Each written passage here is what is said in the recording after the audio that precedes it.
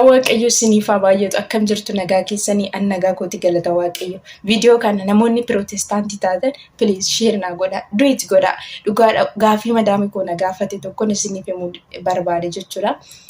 Innis maal seetanii madaamii kan koo hindi jechuudha. So hindoota haala waaqeffannaa isaanii ni beektu.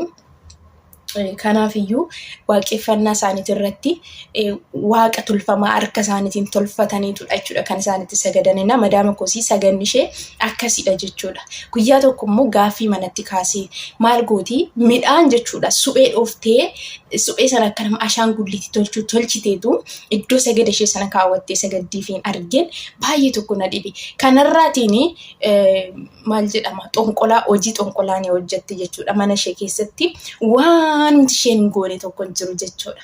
Dhugaa waaqayyooti. Garuu ayyaanni Kiristoosii dhugumaa anis akkamitti akkasinitti himuun beeku mana ishee keessatti nan gargaarame jechuudha. Guyyaa gaaf tokko mana ishee keessa dabartee kutaa kootitti illee wanti isheen hin dibne wanti isheen hin goone jiru. Garuu sana keessa guyyaa gaaf tokko mataan humni mana kana keessa ciiseen beeku jechuudha. Galanni waaqayyoof haa ta'u. Guyyaa tokko taadhaa maal jettee na gaafattee Itoophiyaa keessaa ispeeshaal maajikii jira jettee na gaafatte jechuudha. Ispeeshaal maajikii jechuun nama ishee caala mura danda'u, nama ishee caala xonqolaa gochuu danda'u, nama ishee caala qoricha namatti gochuu danda'u kan isheen na gaafataa jirtu jechuudha. Ana garuu Kiristoos Yesuus isa jireenya namaaf laatutu na keessa jira yookiin narra jira na wajjin jira waan ta'eetiif morri ishee sun maajikiin ishee suni mana kana keessatti boomataatiif nan saaxillee jechuudha. Kana eegdee dadhabnaanii wanti isheen hojjettu, wanti isheen mana keessa facaastu, wanti isheen gootu sun hundumtuu anniisaa jalaa dhabnaanii gaaffii itti kaasa jechuudha. Waaqayyo gooftaan warra hamaadhaaf isin barbaadan naannoo jirtan mana jirtanitti warra hamaadhaaf isin barbaadanitti maaltu isaan wajjin jira jedhanii gaaffiin akka sammuu isaan itti ka'utti Waaqayyo gooftaan gargaarsa isaa isiniif haa godhu. Galanni Waaqayyoof haa ta'u. Dubartittiin kun gaafa akkasitti na gaafattu adunnu gammachuu guddaan natti dhagahame. Maaliifini mana kana keessatti tarii ani yoo nasii ba'e tarii hojiin argadhu laataa, tarii akkasii laataa jedhee yookiin rakkina kolaalee wanta isheen facaastu sana keessatti obsee Waaqayyo simmoo na gargaara jedhee Waaqayyotti amanee otoo waan isheen facaastu sanatti dantaan kennin jiraadheera. Waaqayyo garuu anniisaa guddaatiin hojii ishee sana hundumaa karaatti hambisee jechuudha. Gaafa kana gaaffii itti uume maaltu wajjin jira? Akkamitti danda'amuu diddee? Akkamitti dhukkubsachuu didde? Akkamitti morri kun waa ishee gochuu didde? Akkamitti sammuu ishee nagaa argate? Gaaffii itti kaasan na gaafatte. Ispeeshaal maajikiin biyya keessan keessa jiraa jette. Ispeeshaal maajikii osoo hin ta'in isa jireenya namaa kennu, jireenya ispeeshaalitii isa namaa kennu Kiristoos Yesuus jireenya koo keessa yookiin immoo dhiiga koo keessa jira. Kanaaf iyyuu warri Yesuus Kiristoosiin qabdani gammadaa. Galanni guddaan Yesuus Kiristoosidhaaf haa ta'u.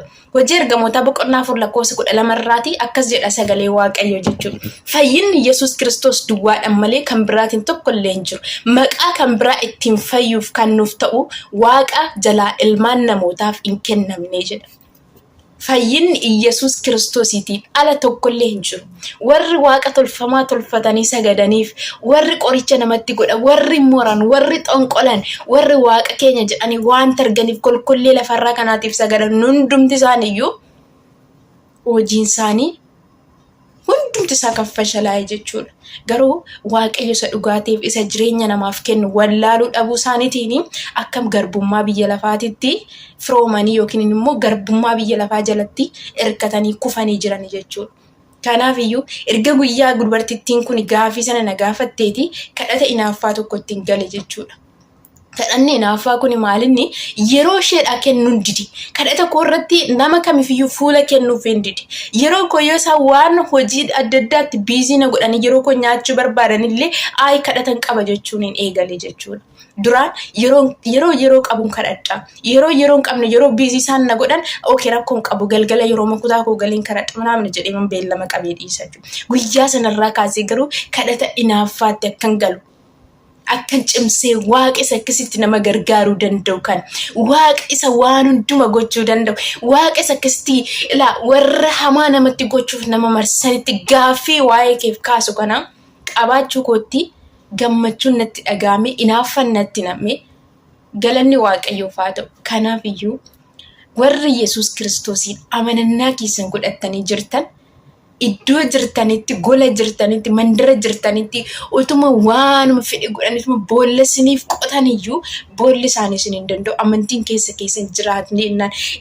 Wanta itti amantan sana, Waaqa itti amantan sana, inni jiraataa ta'uusaa, inni waan hundumaa moo'uusaatti amantaniitu taanaan dhugaa Waaqayyootu utuma akkas boolla qofforaa bulanii oolaniiti boolli isaan qofforan suni uma tokko isin gochuu hin danda'u. Mo'ichi kan keessan ta'a.